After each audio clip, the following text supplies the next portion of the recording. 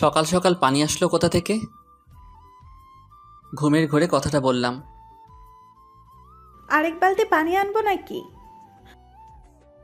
দ্রুত শরীর থেকে কম্বলটা ফেলে দিলাম। এটা তুই কি করলি?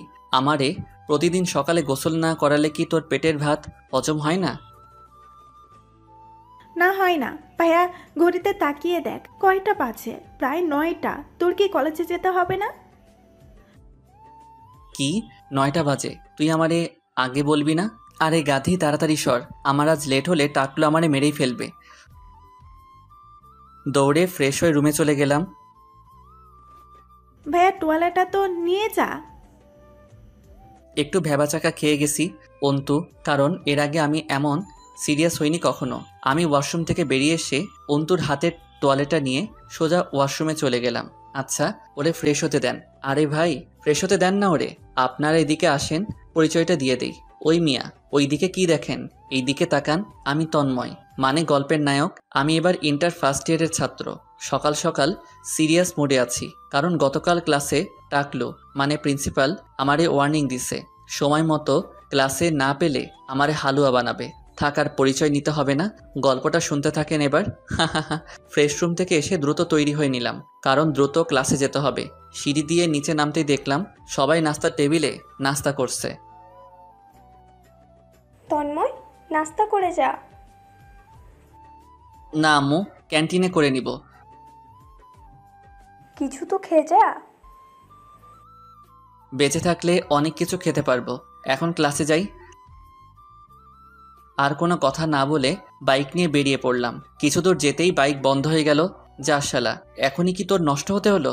কথায় আছে না, ভাগ্য যদি মারে। না থাক, এরপরেরটুকু বলবো না। এখন কি করি? বাইকটা রেখে একটা সিএনজি ধরে কলেজে এলাম। কলেজের গেট দিয়ে ঢুকতেই বুকের ভিতরে হার্টবিট চরম গতিতে উঠতে নামতে থাকলো। আল্লাহ তাআলার নাম আর সূরা ইউনুস পড়তে পড়তে ভিতরে ঢুকলাম। আমি সামনের দিকে তাকিয়ে হাঁটছি আর আশেপাশে লক্ষ্য করছি টাকলো মশাই কোথায়। হঠাৎ পিছন থেকে কেউ এসে জড়িয়ে ধরলো। ভয়ে সূরা ইউনুস জোরে জোরে উচ্চারণ করতেছি। মেয়ের কণ্ঠে বলতে লাগলো, প্লিজ আমাকে বাঁচান, ওরা আমার ইজ্জত নিতে চায়, প্লিজ বাঁচান। মেয়েটার কণ্ঠ শুনে দেখে প্রাণটা ফিরে এলো। এতক্ষণ বেচারা প্রাণটা উড়াউড়ি করতেছিল, তবুও কিছুটা ভয় আছে। এটা নামক ভূত হতে পারে। পিছনে ঘুরে তাকাতেই আমি হাঁ করে তাকিয়ে রইলাম। মেয়েটি সাক্ষাৎ পরি, চোখ দুটোতে কাজল, ঠোঁটে হালকা লিপস্টিক। ড্রেস সম্পর্কে বলতে পারবো না, কারণ মেয়েদের ড্রেস সম্পর্কে তেমন ধারণা নেই, কিন্তু চোখে গান্ধীজি চশমা পড়েছে। যাই হোক, কানা তো কানাই। মেয়েটা আবার বলল, আমাকে বাঁচান ওদের হাত থেকে, প্লিজ। মেয়েটির কথা শুনে বাস্তবে ফিরলাম। সামনে তাকিয়ে দেখি কিছু ছেলে দৌড়ে আসতেছে। মেয়েটি আমার পিছনে লুকিয়ে গেল। কিছুক্ষণের মধ্যে ছেলেগুলো আমার সামনে এসে দাঁড়ালো। ওই মেয়েটারে আমাদের কাছে দিয়ে ক্লাসে যা। এতক্ষণে প্রিন্সিপাল সহ সকলে এসে হাজির। এই পিটার, এসব বাদ দে, ক্যান্টিনে ঝামেলা করিস না। পিটার নামের ছেলেটা প্রিন্সিপালের কলার ধরে বলল, তুই প্রিন্সিপালের মতো থাক, বেশি কথা বলতে আসিস না আমাদের মাঝে। স্যারের কলার ধরা দেখে মাথা গরম হয়ে গেল। হাত মুঠো করে ঠাস করে গলায় একটা ঘুষি মারলাম। পিটার কলার ধরে বসে পড়ল, আর বাকিগুলো নিজেদের পকেট, ঘাড়, পা থেকে ছুরি, চাইনিজ কুড়াল, রড বের করলো। স্যার, একটু সরে দাঁড়াবেন প্লিজ। হ্যাঁ? পিটারের সামনে বসে বললাম, দেখ ভাই, তোদের সাথে আমার কোনো ঝামেলা বা ঝগড়া নেই। তোদের প্রথম ভুল, ওই মেয়েটাকে টিচ প্লাস রেপ করতে চাইছিস। দ্বিতীয় ভুল, স্যারের কলার ধরে উঁচু গলায় কথা বলেছিস। কথাটা বলতে বলতে একটা ছেলে ছুরি মারলো। আমি হাত দিয়ে আটকালাম। তারপর রাম ধোলাই শুরু হলো। একটা ছেলের ছুরি আমার হাতে এসে লাগলো। অনেকটা রক্ত পড়ছে। কে দেখে কার রক্ত? মাথা যখন গরম থাকবে, হওয়াটাও গরম থাকবে। সবগুলারে ঠাস করে মেরে শুইয়া দিলাম। তারপর কিছু না বলে আমি ক্যান্টিনে চলে গেলাম। ক্যান্টিন থেকে একটা মাম বোতলের পানি নিয়ে এক ঢোকে সবটুকু খেয়ে ফেললাম। তারপর স্যারের সামনে এসে, সরি স্যার, আপনার সামনে ওদের মারতে হলো। আসলে আপনাকে অপমান আর ওই মেয়ের ইজ্জত, এই দুটার কথা ভাবতেই মাথা গরম হয়ে গেছিল, তাই ওদেরকে মেরেছি। হঠাৎ কিছু বুঝে ওঠার আগে স্যার আমাকে জড়িয়ে ধরল এবং আমার বন্ধু নামক হারামিগুলা এসে হাজির হলো। তন্ময়, তোর তো হাত কেটে গেছে অনেকটা, রক্ত পড়ছে। এই তামিম, ব্যান্ডেজ নিয়ে আয়। তামিম ব্যান্ডেজ নেওয়ার আগেই চশমাওয়ালি যা করলো তা দেখে পুরো ক্যান্টিনের ছেলে মেয়ে হা হয়ে গেল। মেয়েটা ওর ওড়না বুক থেকে নামিয়ে আমার হাতে বেঁধে দিল। দেখে বেশ অবাকই হলাম। আর অবাক হওয়ারই কথা, মেয়েটা যখন হাতটা বাঁধছিল ওর চুলগুলো সামনে এসে হাওয়াতে উঠছিল। দেখতে মায়াবী লাগছিল। ওর মুখের দিকে অনেকক্ষণ তাকিয়েছিলাম। পিছন থেকে রুমি ধাক্কা দেওয়াতে বাস্তবে ফিরলাম। রুমি ইশারা করে মেয়েটাকে দেখাচ্ছিল। আমি মুচকি হাসলাম। আপনার নাম কি? আমি অনামিকা। আপনি? তন্ময়। ছেলেগুলো আপনাকে অমনভাবে তাড়া করছিল কেন? আসলে আমি এই শহরের নতুন, গতকাল কলেজে ভর্তি হয়েছিলাম। আর যখন ক্লাসে আসছিলাম ছেলেগুলো আমার পিছু নেয় এবং বিভিন্ন বাজে কমেন্ট করে। রাগের বশে একটা ছেলেকে থাপ্পড় মারি, আর তখনই তোমার বাসার লোকের খবর দাও। রুমিকে ইশারা করতে রুমি অনামিকাকে ক্যান্টিনে নিয়ে গেল। চল মামা, ক্লাসে যাই। না মামা, ক্লাসে না, বাসায় যাব। এখন আর ক্লাস করতে ভালো লাগছে না। আচ্ছা চল, তোকে এগিয়ে দিয়ে আসি। না মামা থাক, আমি যেতে পারবো। হারামিগুলার থেকে বিদায় নিয়ে বাসার উদ্দেশ্যে রওনা হলাম। কলেজ গেট থেকে একটা সিএনজি ধরে বাসার সামনে চলে এলাম। সিএনজি ভাড়া মিটিয়ে বাসার দিকে হাঁটছি। দরজার সামনে এসে কলিং বেল চাপলাম। কিছুক্ষণ পর আব্বু এসে দরজা খুলে দিল। এইবার আমার খবর 12টা বাজাবে। আপনারা যা ভাবছেন সেটা না। তোর হাতে ওড়না বাঁধা কেন? না, তেমন কিছু না। কিছু তো আছে, আমাকে দেখতে দে। আব্বু এক পর্যায়ে জোর করে ওড়নাটা খুলল। খোলার সাথে সাথে রক্ত পড়া শুরু করলো। তোর হাত কাটলো কি করে? ওই তন্ময় রাম্মু, ওগো শুনছো? ব্যান্ডেজ নিয়ে আসো। কি ব্যাপার আব্বু, আমারে কি আজ বাস খাওয়াবা? আর সাথে তুমিও খাইবা? নিশ্চিত আমি। তোর মজা করা বাদ দিবি কি? ব্যান্ডেজ কি করবা? আর তোমরা দুজনে ওখানে দাঁড়িয়ে কি করছো? তোমার ছেলের হাত কেটে গেছে। এবার তো বাস পুরোটাই দিলে আমারে। এখন তুমি খাওয়ার জন্য তৈরি থাকো। এই, তোর মজা করা বাদ দিবি? আম্মু তোমাকে মুটকি বলতেছে আব্বু। কি? আমি মুটকি? ব্যান্ডেজ নিয়ে এসে আমার সামনে দাঁড়িয়ে আব্বুর দিকে চোখ দুটো বড় বড় করে তাকিয়ে আছে। আর আমি শয়তানি হাসি দিতাছি। তুমি আমাকে মুটকি বললে কেন? না মানে আমি বলিনি। আবার মিথ্যে বলো। আমি এই ফাঁকে আম্মুর হাত থেকে ব্যান্ডেজ আর তুলা নিয়ে ভিতরে গিয়ে অন্তুকে ডাক দিলাম। আর ওইদিকে ঝড় সাইক্লোন সব চলতেছে। অন্তু আমাকে ব্যান্ডেজ করে দিল। আমি আমার রুমে চলে গেলাম। রুমে গিয়ে বিছানায় শুয়ে পড়লাম। মেয়েটির কথা ভাবতে ভাবতে কখন যে ঘুমিয়ে পড়লাম বলতে পারবো না। বিকালে ঘুম থেকে উঠে ফ্রেশ হয়ে নিলাম। হাতটা প্রচুর ব্যথা। টি শার্টটা কোনো রকমে পরলাম। তারপর বের হলাম বাইরে ঘুরতে যাওয়ার জন্য। কিছু দূর যেতেই বড়সড় একটা ধাক্কা খেলাম। আর আমার উপর মনে হলো 3 টন কেউ একজন পড়লো। চোখ খুলে আমি পুরাই টাসি খেয়ে গেলাম, কারণ এ তো অনামিকা। হাই খোদা, সব ঝামেলা কি এই মেয়ের লগে? এর লগে কেন এত দেখা করাচ্ছ? কিছু কোনোভাবে রইল। আমিও ব্যাবলাকান্তের মতো তাকিয়ে আছি, আর অনামিকাও আমার চোখের দিকে তাকিয়ে আছে। এবার কি উঠা যাবে? আমার কোমরটা তো দিলেন ভেঙে। আমার কথা শুনে অনামিকার ঘোর কাটলো। দ্রুত উঠে কাপড় ঝাড়তে লাগলো। আমি ক্যাবলাকান্তের মতো বসে ওর কাহিনী দেখতেছি। সরি, আসলে আমি দেখিনি, প্লিজ ক্ষমা করে দেন। উফ, আপনার কাটা জায়গা দিয়ে তো আবার রক্ত পড়ছে। অনামিকার কথা শুনে আমি হাতের দিকে তাকালাম। দেখতে পেলাম সত্যি রক্ত পড়ছে। আমি হাত রাস্তার উপর ভর দিয়ে দাঁড়ালাম। আপনি কি দেখতে পান না? এত বড় একটা চশমা পরেছেন, তবুও অন্ধের মতো হাঁটছেন। আমার কথা শুনে অনামিকা মন খারাপ করে ফেললো। কথাটা ঘোরাতে হলো। আপনি কি ভাবছেন এই কথাগুলো আমি আপনাকে বলবো? হারে না, ভুল হতেই পারে। আর এখানে ভুলটাও আমার। অনামিকার মুখে হাসির রেখা ফুটে উঠল। এসব বাদ দেন, চলুন ডাক্তারের কাছে যাই। আরে না, সমস্যা নাই। দেখুন, আপনি যদি এখন ডাক্তারের কাছে না যান, আমি আপনাকে... না থাক, আমি যাচ্ছি। হ্যাঁ চলুন। আমি আর অনামিকা দুজনে ডক্টরের কাছে গেলাম। ডক্টর কাটা জায়গা পরিষ্কার করে ব্যান্ডেজ করে দিল, আর কিছু ওষুধ লিখে দিল। তারপর অনামিকাকে বিদায় দিয়ে বাসায় আসলাম। আর শুরু করলো আম্মু বাংলার FM রেডিও। আম্মুর কথার জবাব না দিয়ে রুমে ঢুকলাম। ফেসবুকে কিছুক্ষণ অফলাইন হয়ে গেলাম। রাতের খাবার শেষ করে ওষুধটা খেয়ে ঘুমিয়ে পড়লাম। আজ সকালে আর গোসল করতে হয়নি, কারণ ছোট বোন ভালোভাবে ডেকে তুলেছে। সকালে নাস্তা শেষ করে কলেজের জন্য বের হলাম। কলেজের গেটে পা দিতে অবাক হয়ে গেলাম। তার থেকে বেশি অবাক হলাম একটা ছেলে এসে আমার জামার কলার ধরল। কে আপনি? কলার ধরছেন কেন?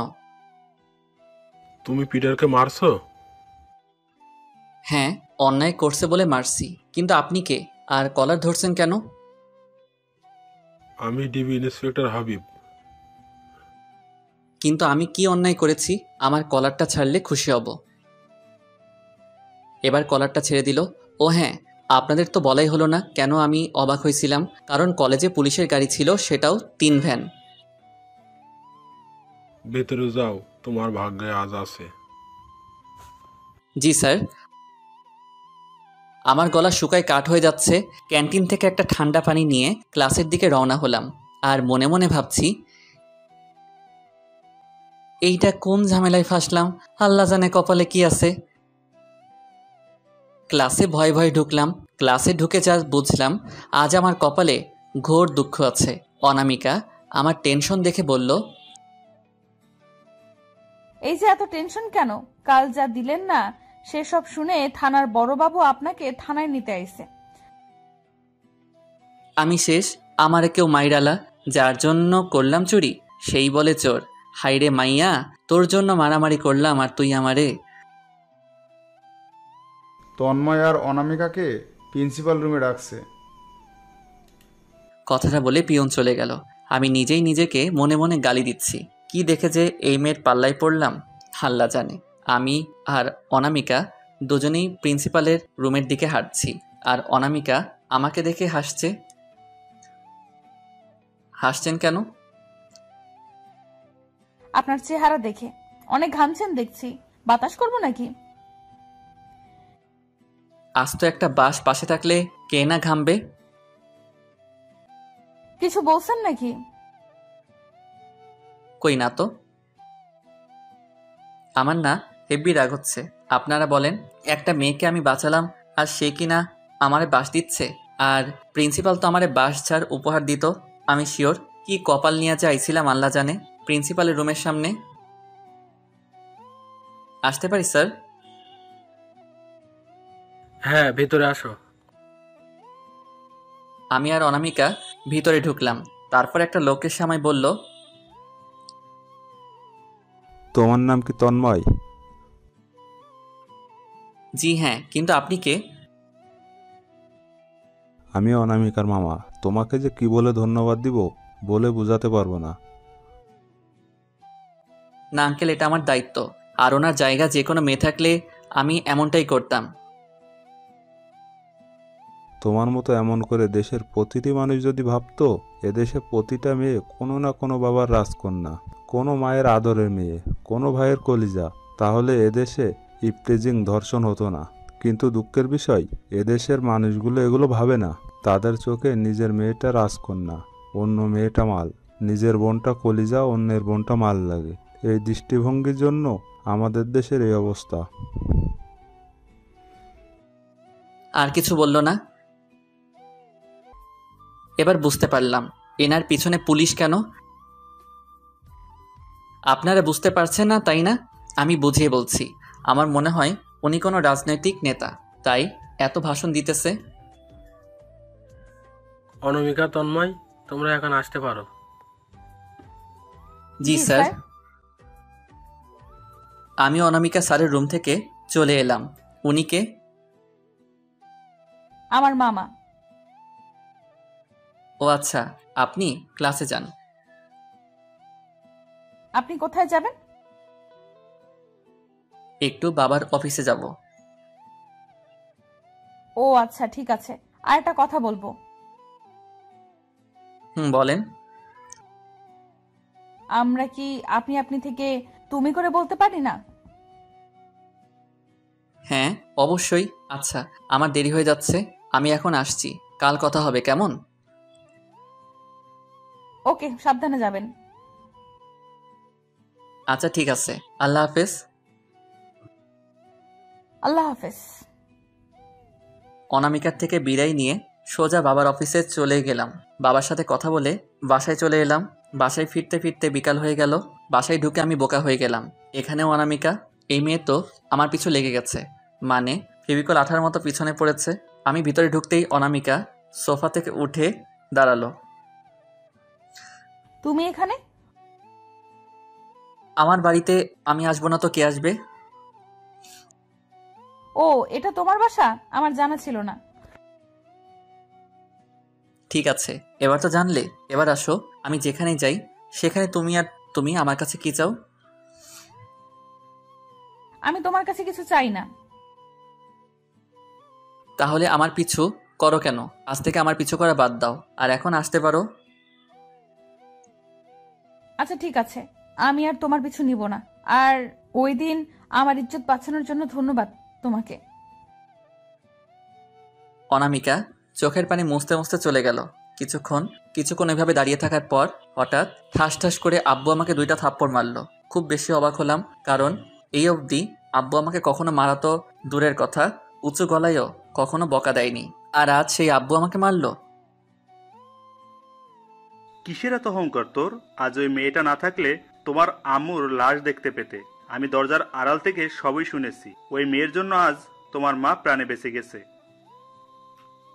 আম্মুর কি হয়েছে? আম্মু কোথায়? বলে আমি আম্মুর রুমের দিকে দৌড় দিলাম। পা যেন হাঁটতে চায় না, দৌড়ে যেতে চায় না, বুকের ভিতর হাতুড়ি পিটাচ্ছে। আমার চোখে বৃষ্টিপাত হচ্ছে। আম্মুর রুমে যেতে আমি যেন নুয়ে পড়লাম। আম্মুর রুমে শুয়ে আছে, শরীরে স্যালাইন চলছে, মাথায় ব্যান্ডেজ করা। আম্মুর পাশে গিয়ে আম্মুর কপালে হাত রাখতেই আম্মু চোখ খুলল। আম্মু, এসব হলো কি করে? ওই মেয়েটা না থাকলে আজ আর আমাকে দেখতে পেতি না। আম্মু, এসব বলো না প্লিজ। ওর মতো একটা মেয়েকে আমার বৌমা করব। জানিস, মেয়েটা না অনেক ভালো। আম্মু, তুমি চুপ করো। এই অবস্থায় তোমাকে কথা বলতে হবে না। কথাটা বলে আমি দ্রুত বেরিয়ে পড়লাম। বাইকটা নিয়ে অনামিকাকে খুঁজতে লাগলাম, কিন্তু অনামিকার কোথাও খুঁজে পাচ্ছি না। পশ্চিম আকাশে সূর্য ডুবতে বসেছে। অনামিকাকে না পেয়ে আনমনে পুকুর পাড়ে বসে আছি। কিছুক্ষণ বসে থাকার পর পাশ থেকে কিছু ছেলে একটা মেয়ের উঁচু গলায় কথা শুনতে পেলাম। কণ্ঠটা মনে হলো অনামিকার। দ্রুত ওইখানে পৌঁছালাম। গিয়ে দেখি কিছু ছেলে অনামিকাকে বাজে ভাষায় টিচ করছে। কিছু না ভেবে অনামিকার পাশে দাঁড়ালাম। এই হালারপুত, তুই ক্যাডারে? তোর এখানে কাজ কি? আমাদের কাজ করতে দে, এখান থেকে কেটে পড়। ভাইয়া, মেয়েটাকে আমি নিতে এসেছি। আরে মজনু নাকি? তৃতীয় ছেলেটা অনামিকার কোমরের দিকে হাত বাড়ালো। আমি হাতটা ধরলাম।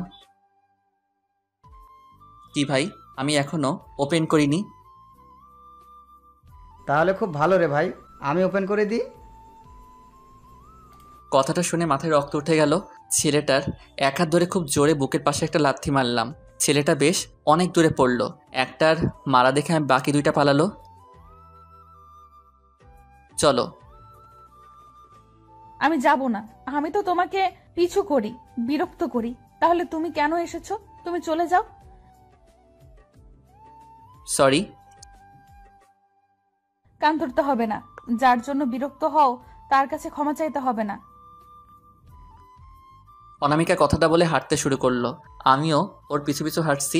সন্ধ্যা লেগে গেছে। রাস্তার পাশে হলুদ ল্যাম্পপোস্টের আলো জ্বলে উঠেছে। হালকা বাতাস বইছে। আমার পিছু নিচ্ছ কেন? না, মানে এমনি।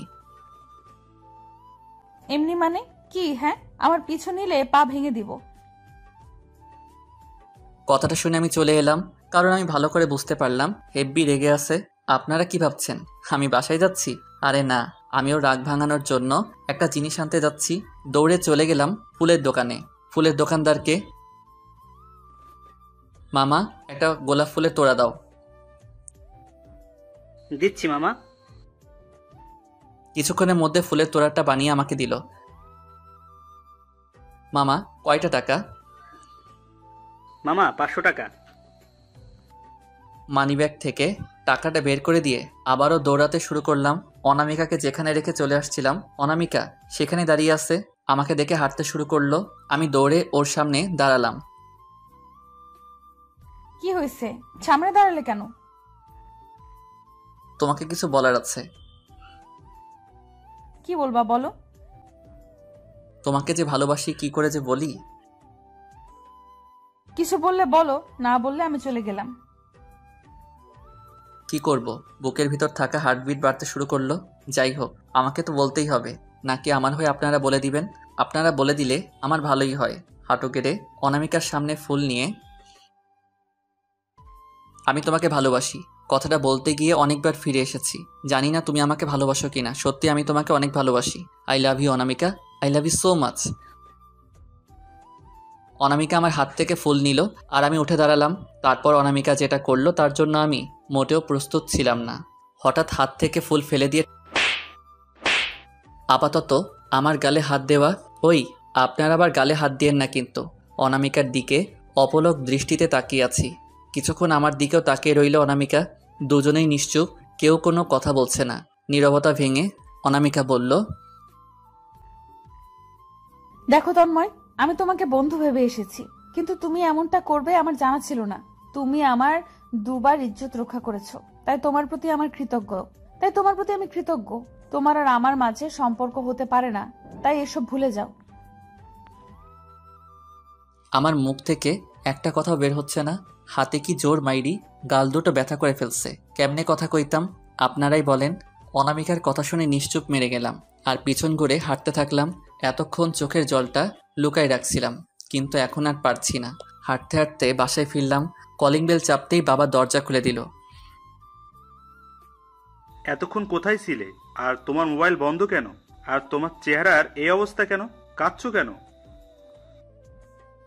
আব্বুর কথায় কোনো জবাব না দিয়ে নিস্তব্ধতার সাথে রুমের দিকে হেঁটে চলে গেলাম। রুমের দরজা খুলে বিছানায় শুয়ে পড়লাম। কখন যে ঘুমিয়ে পড়লাম নিজেও বলতে পারবো না। সকালে আজও বোন এসেছে আমাকে ডাকতে, কিন্তু আজ ওঠার মতো শক্তি নাই। ভাইয়া, কিরে ওঠ, কলেজে যাবি না? না রে। কিরে ভাইয়া, তোর কি হয়েছে? কিছু না, তুই একটা কাঁথা এনে দে, শীত লাগছে প্রচুর। তোর তো জ্বরে শরীর পুড়ে যাচ্ছে, তুই শুয়ে থাক, আমি কাঁথা আনছি। অন্তু চলে গেল। গতকাল সন্ধ্যার থাপ্পড় দুইটার কথা মনে পড়ছে এখন। হাতে কি জোর মাইরি, এত জোরে কেউ কাউরে মারে? দুইটা থাপ্পড়ে শরীরে জ্বর আইয়া পড়ছে। কিছুক্ষণ পর আব্বু আসলো। তোমার জ্বরে গা পুড়ে যাচ্ছে। আমি ঠিক আছি তো আব্বু, জ্বর ঠিক হয়ে যাবে। আব্বু চলে গেল। কি হয়েছে বাবা তোর? জ্বর আসলো কি করে? তুমি আবার অসুস্থ শরীর নিয়ে উঠে আসলে কেন?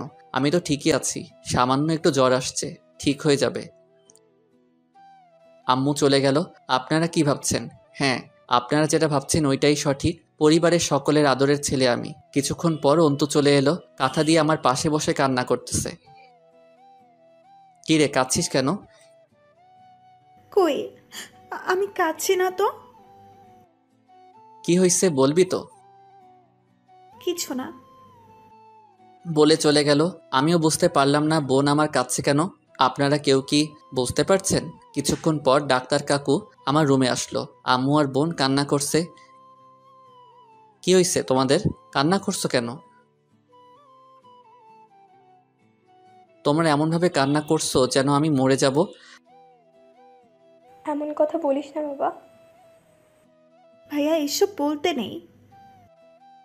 আসলে আমার কি হয়েছে আমি তো বুঝতেই পারছি না। সামান্য জ্বর আসছে, তাই এই অবস্থা। আর যদি আমি বলি জ্বর আসার কারণ, তাহলে তো। ডাক্তার কাকু, ওইটা কি? ইনজেকশন। না কাকু, আমি না আপনার ছেলের মতো কচি একটা বাচ্চাকে ইনজেকশন দেওয়া কি ঠিক হবে? আপনি কথাটা পুরোটা আর বলতে পারলাম না। হঠাৎ ডাক্তার কাকু ইনজেকশনটা দিয়ে দিল। তারপর ডাক্তার কাকু চলে গেলেন। আমি শুয়ে আছি। 7 দিন পর জ্বরটা একটু ভালো হয়েছে। এতদিন তো ব্যাটা মরে বিছানায় শুয়ে রাখছে। বিছানায় মানে আমার রুম থেকে বেরিয়ে বেশ অবাক হলাম। এই মেয়ে এখানে কি করছে? আমাকে দেখার আগে আমি বেচারা রুমে গিয়ে শুয়ে পড়ি, কিন্তু তা আর হলো কই। পিছন থেকে ডাক এলো। তন্ময়, ওই তন্ময়, জি আম্মু। এদিকে আয় তো বাবা। আসছি আম্মু। অন্তু, ওই অন্তু। আম্মু, অন্তু কই? ও তো সেই কখন প্রাইভেটে গেছে। হ্যাঁ বলো। আম্মু ইশারা করে সালাম দিতে বলল আমায়। আসসালামু আলাইকুম। ওয়ালাইকুম আসসালাম, কেমন আছো? জি ভালো, আপনি? দাঁড়িয়ে আছো কেন? এখানে বসো। জি। আম্মুকে ইশারা করে বললাম, এনারা কারা? এনারা তোর মামা, আমাদের বাড়ির পাশেই এনাদের বাসা। আর এনারাই অনামিকার বাবা মা। তুই ওষুধ খেয়েছিস? অনামিকার দিকে তাকিয়ে বললাম, হ্যাঁ আম্মু। কেন, ওর কি হয়েছিল? এবার আম্মুকে বলতে না দিয়ে আমি বললাম, আর বইলেন না মামি, একটা কানা মানে চশমাওয়ালি মেয়ে দুই আগলে জোরে জোরে আদর করছিল। ওই মাইয়ার হাত তো নয় যেন হাতুড়ি, যার জন্য 7 দিন জ্বর এসেছিল। কি, তুই মেয়েদের হাতে? আর বলল না। অনামিকার দিকে তাকালাম, চোখ দুটো রাগে লাল হয়ে গেছে। আমার দিকে চোখ দুটো বড় বড় করে তাকিয়ে আছে। শালি আমাকে মারার আগে মনে ছিল না? দেখো তোমারে আরো কত কি করি আমি। এই যা, অনামিকাকে রাগাতে গিয়ে আমার মান ইজ্জত পানিতে ফেলাই দিলাম। এখানে থাকলে আমার মান সম্মান যতটুকু আছে ওইটাও চলে যাবে। আমি কেটে পড়ি, যা ভাবা তাই করা। দে ভোকারটা। এক দৌড়ে আমার রুমে এসে মোবাইলটা নিয়ে গেমস খেলতেছিলাম। হঠাৎ দেখি আমার হাতে মোবাইল নাই। ও মা, এইটা কি হইল? আমার রুমে ভূত আইল নি, নাকি আমি স্বপ্ন দেখতেছি? গায়ে জোরে একটা সিমটি কাটলাম। না স্বপ্ন না, আমি তো জেগেই আছি। বিছানার আশেপাশে তাকিয়ে দেখলাম মোবাইল নাই। ফ্লোরে তাকাইয়া দেখি আমার 30,000 টাকার ফোনটা পইরা কইতাছে, বেড়া আমারে মাইরা ফেললো আর তুই বইয়া আসিস, আমারে বাঁচাইলি না, তোর কপালে বউ জুটবো না, দেখালোস। আমি মোবাইল থেকে সামনে তাকাতে আমার গলা শুকিয়ে গেল। তুমি তুমি আমার মোবাইল ভাঙলা কেন? আমি কানা? হ না থুকু, আমি কানা। আমার হাত না হাতুড়ি? না মোটেও না, তোমার হাতের মতো এরকম নরম একটা হাত তো কখনো খুঁজে পাবো না। ওই শালা, তোরে আমি আজ খাইছি। আমি তোমার সাথে আমার বোনের বিয়া দিব না। তোমার লগে বিয়া দিলে আমি মামা ডাক শুনতে পারবো না। আর তুমি কি রাক্ষসী যে আমাকে খাবা? তোরে আমি। ওই তোমার আম্মু ডাকতেছে। অনামিকা আমার কলার ছেড়ে পিছনে তাকাতেই আমি দিলাম দৌড়। আর পিছনে তাকিয়ে দেখি ওই মাইয়াও আমার পিছনে পইরা গেছে। সিঁড়ি দিয়ে দৌড়ে নিচে নামলাম। অনামিকাও আমার পিছনে আসছে। পিছনে তাকাতেই দেখি অনামিকা পা স্লিপ কইরা পড়ে যেতে লাগছে। দে দৌড় গিয়া ওর কোমরটা পেঁচিয়ে ধরলাম। দুজনের চোখের দিকে তাকিয়ে আছি। অনেকক্ষণ এভাবে ছিলাম। আমি তো পুরাই স্বপ্নের রাজ্যে হারাই গেছি। হঠাৎ কারো কাশিতে আমার স্বপ্নের 12টা বেজে গেল। দ্রুত অনামিকাকে ছেড়ে দিলাম। ছেড়ে দিয়ে তাকাতেই দেখি অন্তু, আর এইদিকে একটা ধপাস করে শব্দ। নিচে তাকিয়ে দেখি অনামিকা মাটিতে শুয়ে আছে। দে লারা চিনি ছাড়া আমি এখন কি করি? আমি এক হাত বাড়িয়ে দিলাম। অনামিকা উঠে দাঁড়ালো আর ছোট বইন আমারে ভাষণ শোনানো শুরু করলো। শুনবেন নাকি? তাহলে শুনেন। তুই কখনো মানুষ হবি না, একটা বান্দরই থেকে যাবি। ভাবি, তুমি ব্যথা পাওনি তো? অনামিকাকে উদ্দেশ্য করে বলে ওকে তুলে সোফায় বসালো। ভাবি। কেন, আমি কি কিছু ভুল বললাম এমন ভাবে তাকিয়ে আছো? তোমরা যে আমি এলিয়েন। আমাকে উদ্দেশ্য করে, তুই এলিয়েন না, তবে শেওড়া গাছের সাক্ষাৎ পেতনি। কি বললি তুই? আরে বোন, আমি তোকে বলবো কেন? এখানে কি শুধু তুই আছিস? অন্য কেউ তো আছে। অনামিকার দিকে তাকিয়ে বললাম কথাটা। অনামিকা রাগী লুক নিয়ে উপরে চলে গেল। এভাবে বিকালটা পার করলাম। রাতে খাবার টেবিলে বসে, তন্ময়, সেই কোন ছোট থাকতে আমাদের বাসায় গেছো? এখন তো আমাদের বাসায় যেতে পারো না, আমাদের পর ভাবো। না মামা, আর কিছুদিন পর আমার পরীক্ষা, তো পরীক্ষা শেষ করে যাব ভাবছি। অনামিকার দিকে তাকিয়ে, মামু তুমি তো জানো না আমি কেন তোমাদের ওখানে যাব। তোমার মাইয়া তো আমার মনটা চুরি করে নিয়েছে, তাকে বউ করে ঘরে আনতে যাব। তুই সত্যি বলছিস? হ্যাঁ, কেন তোমার বিশ্বাস হয় না? তুই না যাওয়া অব্দি বিশ্বাস নেই। খাওয়া শেষ করে রুমে বসে আছি। হঠাৎ মনে হলো আমার রুমের দরজা খোলা আছে, তাই দরজা বন্ধ করতে গেলাম। হঠাৎই দেখি মা, মামা, মামি আর অনামিকা এই দিকে আসতেছে। ওদের দেখে একটা শয়তানি বুদ্ধি মাথায় এলো। দরজা আটকায় না দিয়ে পর্দার আড়ালে লুকিয়ে রইলাম। আম্মুরা সামনের দিকে চলে গেল, আর আমি এই সুযোগে অনামিকার হাত ধরে আমার রুমে আনলাম। এই সুন্দরী, তোমার হাতে অনেক শক্তি আছে, সত্যি বলছি। আর 2টা থাপ্পড় মারলে আমাকে আর খুঁজে পাওয়া যেত না। এসব কি করছো? আমাকে ছাড়ো, না হলে আমি চিৎকার করব। তা করো না, নিষেধ করছে কে? সুন্দরী, আমি যে তোমাকে ভালোবেসে ফেলছি। আমাকে ছাড়ো। এই রোমান্স বিয়ের পরেও করা যাবে, আপাতত ভাবি মানে আপুটারে ছাড়, আম্মু ডাকতেছে। অন্তুর কথা শুনে তাড়াতাড়ি অনামিকাকে ছেড়ে ভদ্র ছেলের মতো বিছানায় বসে রইলাম। অনামিকা চলে গেল। কিছুক্ষণ পর অন্তু আমার রুমে আসলো। ভাইয়া, একটা কথা বলবো? বল। ভাবির সাথে তোকে হেপি মানাবে। পাকনামি বন্ধ কর, আর আমার একটা কাজ করে দিবি? দিতে পারি, তবে একটা শর্ত আছে। এখানেও শর্ত? কোথায় বড় ভাইয়ের কাজে হেল্প করবি তা না শর্ত দিতেছিস? বাহ, ভালো তো। তোর মতো বোন প্রতিটা ঘরে ঘরে একটা করে বোন হওয়া দরকার। এই বকবকরা, শর্তে রাজি থাকলে কাজ করে দিব, না হলে আমি গেলাম। আচ্ছা বল, তোর কি শর্ত? অনামিকা আপুকে আমার ভাবি করবি, কথা দে। করব, শুধু এইটাই তো?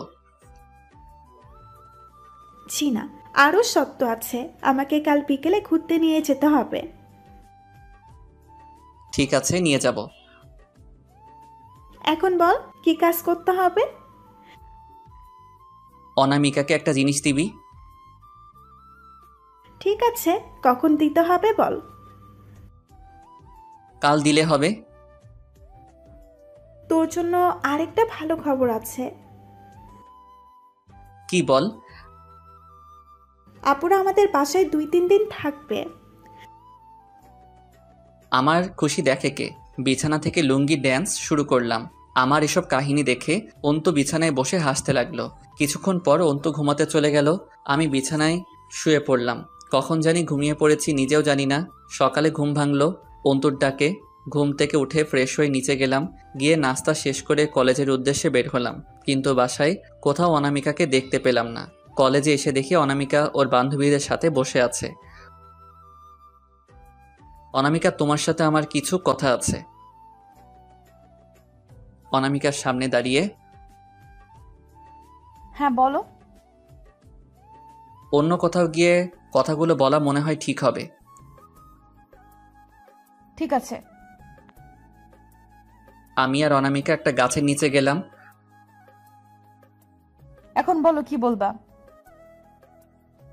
অনামিকা, আমি তোমাকে ভালোবাসি। এই কথাটা বলার জন্য। আমি তোমাকে ভালোবাসি না, কতবার বলবো? আর হ্যাঁ, এসব আমাকে আর কখনো বলবা না। চলে গেল অনামিকা। আমি ওর চলার দিকে অপলক দৃষ্টিতে তাকিয়ে আছি। এভাবে ওরে কিছুদিন বিরক্ত করলাম। একদিন অন্তুকে দিয়ে অনামিকার কাছে একটা চিঠি আর সাথে কয়েকটা গোলাপ পাঠালাম, কিন্তু অনামিকার হাতে চিঠি আর গোলাপ ফুল দিয়ে চলে এলো। আমি আর অন্তু হাঁটতে হাঁটতে বাসায় ফিরছি। হঠাৎ পিছন থেকে ডাক দিল অনামিকা। আমি জায়গায় দাঁড়ায় পড়লাম। অনামিকা আমার কাছে এসে, মানে আমার সামনে এসে দাঁড়ালো। বুঝতে পারলাম অনেক রেগে আছে, কারণ ওর চোখগুলো লাল হয়ে গেছে। আমি কিছু বলতে যাব, আর তখনই আমি মাথা নিচু করে অনামিকার সামনে দাঁড়িয়ে রইলাম। কিন্তু অনামিকাকে কিছু বলতে যাব, তখনই আমি ওর হাতটা ধরে ইশারায় চুপ করে থাকতে বললাম। তোমাকে কতবার বলবো আমি তোকে ভালোবাসি না? এক কথা বুঝিস না তুই? আমার মনে হয় তোর মাথায় সমস্যা আছে। তোর সাহস হয় কি করে তোর মতো একটা ফালতু 2 টাকার পোলারে আমি ভালোবাসবো? তোর কি যোগ্যতা আছে আমাকে ভালোবাসার? আর তোর জন্মের ঠিক আছে? এতক্ষণ ওর কথা শুনে যতটুকু কষ্ট পাইনি, তার থেকে 2 গুণ কষ্ট পাইছি জন্মের ঠিক আছে কিনা কথাটা শুনে। তার থেকে বেশি মাথা গরম হয়ে গেল। নিজেকে কন্ট্রোল করতে না পেরে অনামিকার গালে, হ্যাঁ, আমার জন্মের ঠিক নাই বলে তোকে এত ভালোবাসি। জন্মের ঠিক নাই বলে নিজের জীবন বাজি রেখে তোর ইজ্জত রক্ষা করছিলাম। আমায় অন্য কথা বললে তোকে হয়তো মনে রাখতাম, কিন্তু এই কথাটা বলার জন্য আজ এখন এই মুহূর্ত থেকে তোকে আমি ঘৃণা করি। কথাটা বলে চলে এলাম। বুকের ভিতর মনে হয় কেউ হাতুড়ি দিয়ে পিটাচ্ছে।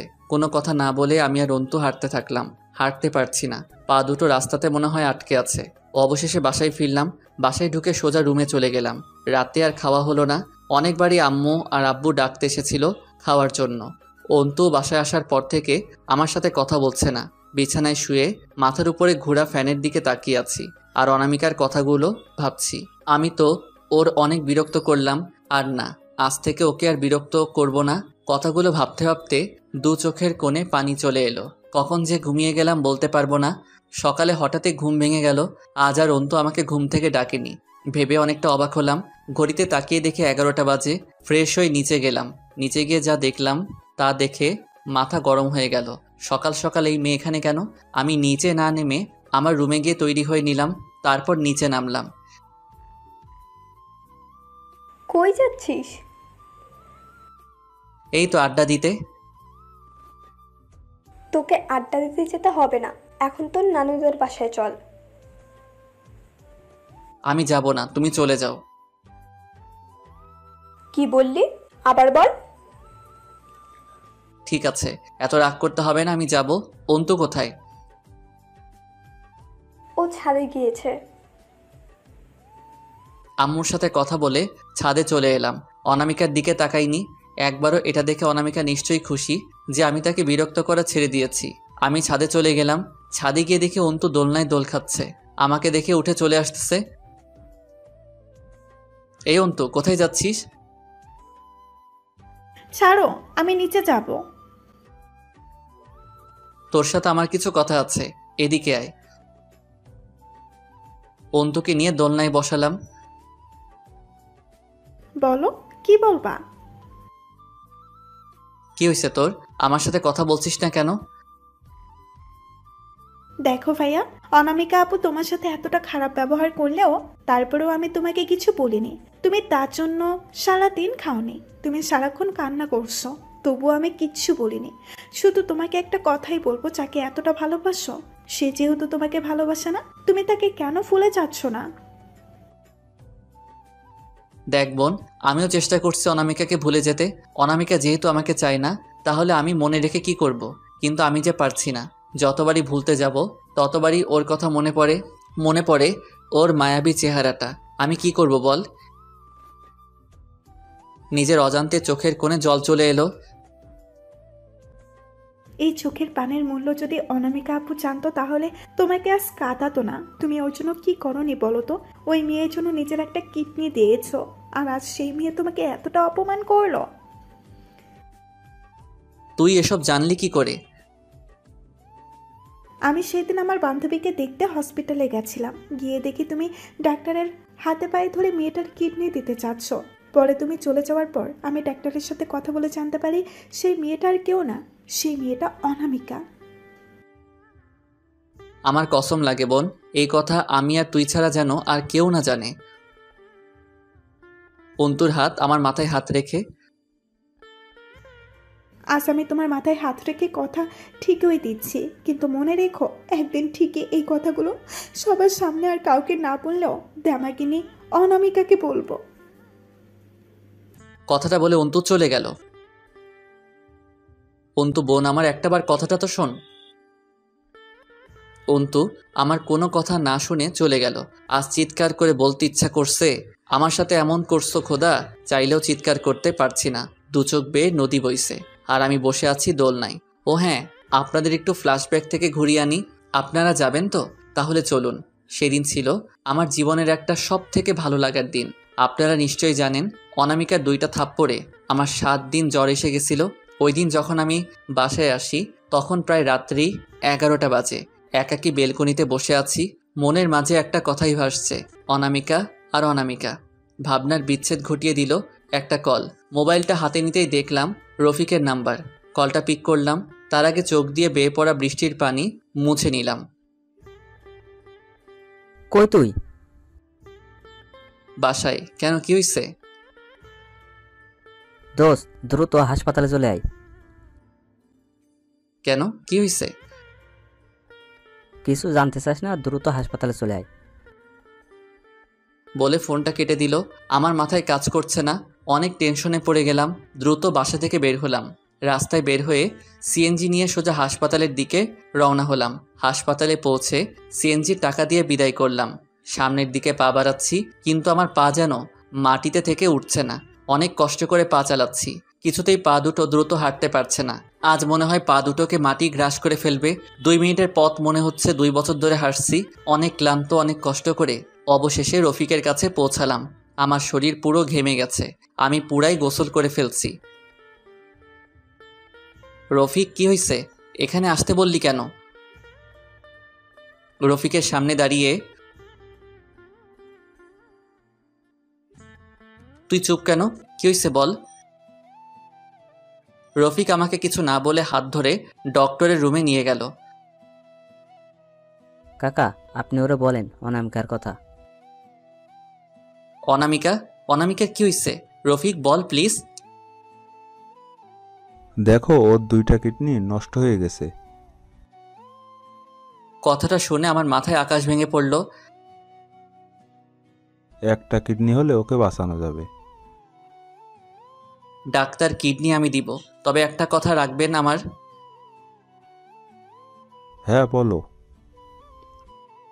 আমি ওকে কিডনি দিব এ কথা আমি আর রফিক ছাড়া অন্য কেউ যেন না জানে, প্লিজ। অনেক ভাবার পর বলল, আচ্ছা ঠিক আছে, কাল 12টা বাজে হাসপাতালে চলে এসো, কাল অপারেশন হবে। এটাই ছিল ফ্ল্যাশব্যাক। এবার বর্তমানে আসেন। আমি দোলনায় বসে সেই দিনের রাতের কথা ভাবছিলাম। কখন যে বৃষ্টি পড়ছে খেয়াল করিনি। হঠাৎ মাথার উপর বৃষ্টি পড়া বন্ধ হয়ে গেল। মাথা উঁচু করে দেখি আম্মু আমার মাথার উপর ছাতা ধরে রেখেছে। আম্মুর চোখে পানি। আম্মু, তুমি কাঁদছো কেন? তুই এতটা বড় হয়ে গেছিস যে একবার এই কাজটা করার আগে আমাদের কথা ভাবলি না। আর যদি তোর কিছু হতো, আমরা কি নিয়ে বাঁচতাম বাবা? আম্মু, তুমি কেঁদো না। আর জীবন বাঁচানো ফরজ। আমার একটা অঙ্গ দিয়ে যদি কেউ পৃথিবীর আলো দেখতে পায়, তাহলে তো আমি আরো খুশি। তুই অনামিকাকে বিয়ে করতে চাস? চল, আজই তোদের বিয়ে দিব আমি। না আম্মু, ও তো আমায় ভালোবাসে না। তাহলে কারো ইচ্ছার বিরুদ্ধে এসব করা ঠিক হবে না। আম্মু, এই কথাগুলো আব্বুকে বলো না, আব্বু অনেক কষ্ট পাবে। প্লিজ আম্মু, আব্বুকে এসব বইলো না। আম্মু আর আমি ভিতরে চলে গেলাম। তারপর সিঁড়ি দিয়ে নিচে নামছি। বাঁ পাশে ব্যথা অনুভব করছি। নিচে নামতেই আমি অবাক। আরে নানু ভাই, তুমি? কেমন আছো নানু ভাই? ভালো, তুমি কেমন আছো? ভালো। আমাদের ওখানে যাওয়াই ভুলে গেছো। আমার কথা তো তোমার মনেই পড়ে না। আরে নানু, তোমার কথা মনে রাখবো না তো কার কথা মনে রাখবো? 5টা না 10টা না একটা মাত্র জান তুমি আমার, আর তোমাকে কি করে ভুলে যাব বলো? এই বউকে তো দেখতেই যাও না। আচ্ছা নানু, একটা কথা বলো তো। বলো। তোমার কোথায় চক্কর চলছে? দিনে দিনে এত সুন্দর কিউট কি করে হচ্ছ? প্রেম করছো নাকি? আমার এত সুন্দর একটা প্রেমিক থাকলে তো সুন্দর আর কিউট হবই। আমাদের কথা শুনে সবাই হাসাহাসি করছে, কিন্তু আমার কথা বলতে কষ্ট হচ্ছে। অপারেশনের জায়গাটা এখনো ভালো করে সেরে ওঠেনি। আম্মু টাওয়েলটা নিয়ে আমার মাথাটা মুছে দিল। যা, উপরে গিয়ে কাপড় চেঞ্জ করে আয়, খেতে বসবি। ঠিক আছে। আমার চোখের পাতা ভার হয়ে গেছে। আমি আমার রুমের দিকে যাওয়ার জন্য সিঁড়ি বেয়ে উপরে উঠছি। মাঝপথে মাথাটা ঘুরতে শুরু করলো, তবুও কষ্ট করে উপরে উঠছি। অপারেশনের জায়গায় হাত দিতেই রক্ত গড়ে পড়ছে। কতক্ষণ উপরে উঠেছি জানি না। হঠাৎই সিঁড়ি থেকে পড়ে গেলাম, আর গড়তে গড়তে মাটিতে পড়ে গেলাম। আমার পড়ে যাওয়াটা আম্মুর চোখে সবার প্রথমে পড়লো। তন্ময়! সবাই একে একে আমায় দেখিয়ে আম্মু এসে আমার অপারেশনের জায়গায় হাত দিল। আমি আম্মুর কোলে মাথা রাখলাম। মাথাটা ঘুরছে, চোখ দুটো ঝাপসা হয়ে আসছে। হাত পা অবশ্যই আসছে। কিছু বলতে যাব তার আগে চোখ বন্ধ হয়ে গেল। চোখ খুলে দেখি আমি হাসপাতালের বেডে শুয়ে আছি। আশেপাশে কেউ নাই। কিছু সময় পর আমার পাশে লোকজন ভরে গেল। সবাইকেই দেখছি, কিন্তু অনামিকাকে কোথাও দেখতে পেলাম না। আর আমিও ভুলে যাই অনামিকা তো আমাকে ভালোবাসে না। শুধু শুধু ওর কথা ভাবছি আমি। এখন কেমন লাগছে বাবা? আম্মু, আমি তো ঠিকই আছি, এতে কাদার কি আছে? অনামিকা, এদিকে আয় মা। দেখলাম অনামিকা সবার শেষে দাঁড়িয়ে আছে। চোখগুলো লাল হয়ে গেছে, মনে হয় কেঁদেছে। কানার চশমার মাঝে লাল চোখ দুটো বোঝা যাচ্ছে। অনামিকা মামার কাছে আসার পর অনামিকার বাবা বলল, আজ থেকে অনামিকার দায়িত্ব তোমার। তোমার হাতে অনামিকাকে তুলে দিলাম। অনামিকার হাত আমার হাতে দিয়ে তারপর সবাই হাসাহাসি শুরু করলো। আর সকলেই বেরিয়ে গেল, শুধু অনামিকা ছাড়া। ওই শয়তান কুত্তা বিলাই বান্দর, তোর যদি কিছু হয়ে যেত আমি কাকে নিয়ে বাঁচতাম? অন্য কাউকে নিয়ে। কথাটা বলার সাথে সাথে অনামিকা আমার ঠোঁটে ঠোঁট লাগিয়ে দিল। 4-5 মিনিট পর ছেড়ে দিল। লজ্জাতে আমার বুকে মুখ লুকালো। সারা জীবন এই বুকে জায়গা দিবা তো? আমাকে ছেড়ে যাবা না তো কখনো? কখনো ছেড়ে যাব না আমার পাগলিটাকে। একটা কথা বলো, আমাকে নিজের একটা অঙ্গ দিয়েও কেন এ কথা বলনি? তুমি জানলে কি করে এসব? আমার শাশুড়ি সব বলেছে আমায়, যদি তোমার কিছু হয়ে যেত। আমার কিছুই হবে না যদি পাগলিটা আমার পাশে থাকে। অনামিকাকে বুকে জড়িয়ে ধরে সুস্থ হয়ে বাসায় ফিরলে আমাদের নতুন জীবন শুরু হয়ে গেল। মানে আমাদের বিয়ে হয়ে গেল। শুরু হলো এক নতুন জীবনের। ভাই, কসম কানা থুক্কু চশমাওয়ালি মাইয়াগুলো অনেক কিউট।